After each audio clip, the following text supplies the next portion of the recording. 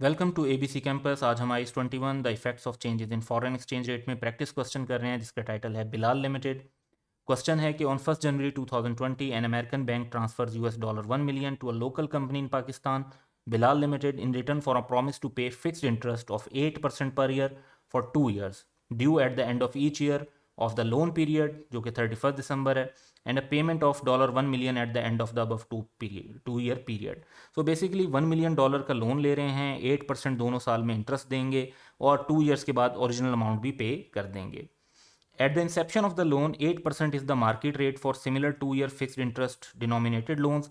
BL's functional currency is also PKR. Effective interest rate is also 8%. So every rate is 8%. It means कि हमें कोई extra calculations करने की या amortised cost schedule बनाने की ज़रूरत नहीं है।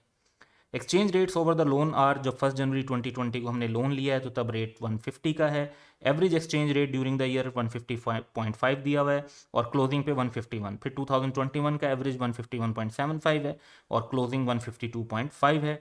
तो इसकी जर्नल एंट्रीज पास करनी है। एक इस क्वेश्चन को करने के दो टेक्निक्स हैं। एक ये है कि अगर हम इंटरेस्ट को क्लोजिंग रेट पे रिकॉर्ड करें तो हमारी एंट्रीज बहुत स्ट्रेट फॉरवर्ड हो जाएंगी, और दूसरा है कि हम जो इंटरेस्ट एक्सपेंस है उसको एवरेज रेट पे रिकॉर्ड करें, क्योंकि हम कहें कि जी वो थ्रू आउट द पीरियड हमारा एक ऐसा एक्सपेंस है जो इनकर हो रहा होता है। तो एंट्री स्लाइटली टेक्निकल हो जाएंगी। तो हम थोड़ा सा कम्प्लेक्स सोल्यूशन की तरफ चलेंगे और इस वीडियो के अंदर हम एवरेज रेट को यूज़ करते हुए इंटरेस्ट एक्सपेंस को रिकॉर्ड करेंगे और क्लोजिंग रेट वाला जो कॉन्सेप्ट है वो साथ के साथ आपको जस्ट डिस्क्राइब कर देंगे। इसमें 2 साल हैं, 2020 एंड 2021। पहले 2020 की एंट्रीज की तरफ चलते हैं। तो सबसे पहले हम एक जर्नल एंट्रीज का फॉर्मेट बना लेते हैं।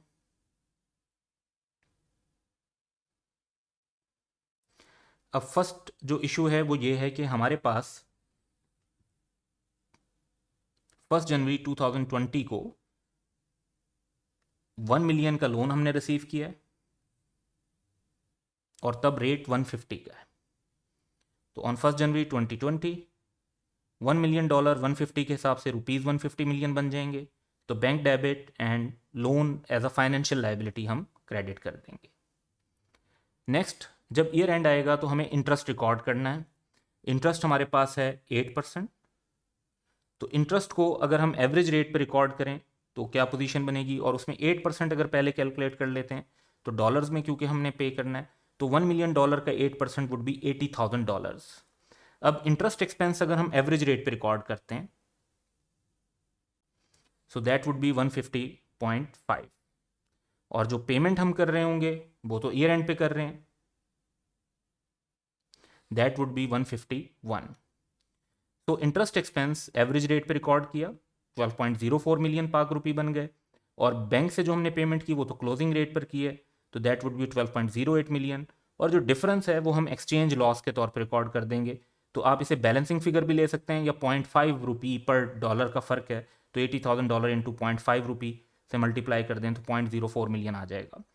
इस एंट्री को अगर आप स्ट्रेट फॉरवर्ड करना चाहते हैं तो उसका एक तरीका ये था कि आप इंटरेस्ट एक्सपेंस को भी क्लोजिंग रेट पे रिकॉर्ड कर लेते, तो इंटरेस्ट एक्सपेंस डेबिट और बैंक क्रेडिट हो जाता।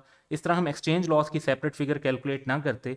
लेकिन IS-21 में याद रखना है कि इस पर कोई स्पेसिफिक गाइडेंस नहीं है कि हमें क्लोजिंग रेट यूज़ करना चाहिए इंटरेस्ट के लिए या एवरेज रेट यूज़ करना चाहिए। तो दोनों से यूज़ करके जो प्रॉफिट और लॉस पर इम्पैक्ट होता है इवन लाइन आइटम वाइज, वो प्रेजेंटेशन वाइज सेम रहता है, बट यहाँ पर हम एवरेज रेट यूज़ कर रहे हैं ताकि ये कॉन्सेप्ट अगर किसी जगह पर आप देखें तो इसको भी ईजिली अंडरस्टैंड कर सकें। इसके बाद जो हमारा मेन लोन है वो भी एक मॉनेटरी आइटम है,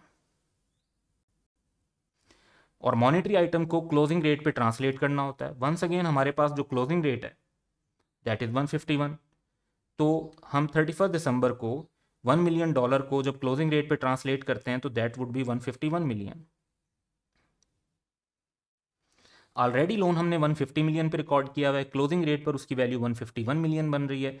तो 1 मिलियन से हम अपनी फाइनेंशियल लाइबिलिटी को बढ़ा देंगे, और लाइबिलिटी बढ़ने की वजह से एक्सचेंज लॉस को प्रॉफिट और लॉस में एक्सपेंस बना देंगे। तो एक्सचेंज लॉस प्रॉफिट और लॉस में एक्सपेंस बन जाएगा और हमारी लाइबिलिटी 1 मिलियन से इंक्रीज हो जाएगी।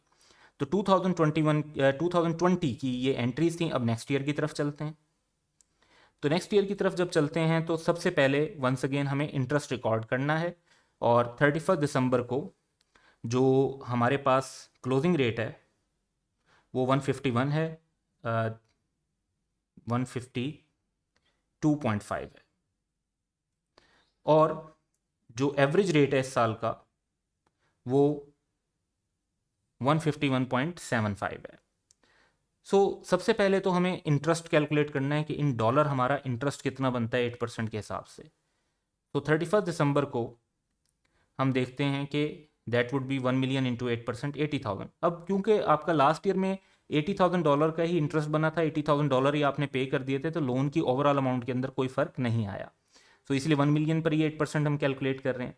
अब इंटरेस्ट एक्सपेंस को अगर हम एवरेज पर अप्लाई करते हैं 151.75 पर, तो $80,000 into 151.75 that would B 12.14 million in पाक रुपीज़।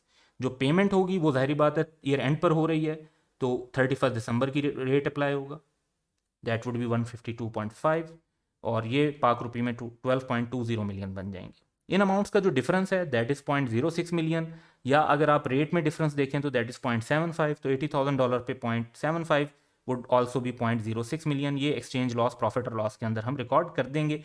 अब अगर आप क्लोजिंग रेट पे रिकॉर्ड करते तो क्लोजिंग रेट पर ही इंटरेस्ट एक्सपेंस डेबिट कर दें और बैंक की पेमेंट रिकॉर्ड कर दें तो वो भी 12.20 बनते, और अभी भी एक्सपेंस जो है वो इंटरेस्ट एक्सपेंस और एक्सचेंज लॉस का मिला के जो है दैट इज़ 12.20 इन कम्बिनेशन।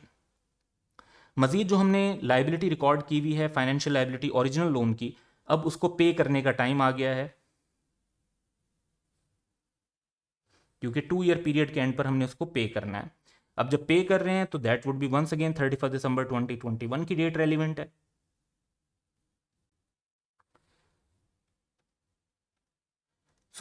हमें 152.5 मिलियन पे करने हैं, तो बैंक से तो इतने पैसे हमारे पास से चले जाएंगे। लाइबिलिटी जो हमारी लास्ट ईयर के एंड पर रिकॉर्ड हो रही है वो पहले हमने 150 की रिकॉर्ड की थी, फिर उसको ट्रांसलेट किया था 151 पे, तो वो 151 पे रिकॉर्ड हो रही है लास्ट टाइम, और वी हैव टू पे 1.5 मिलियन एक्स्ट्रा।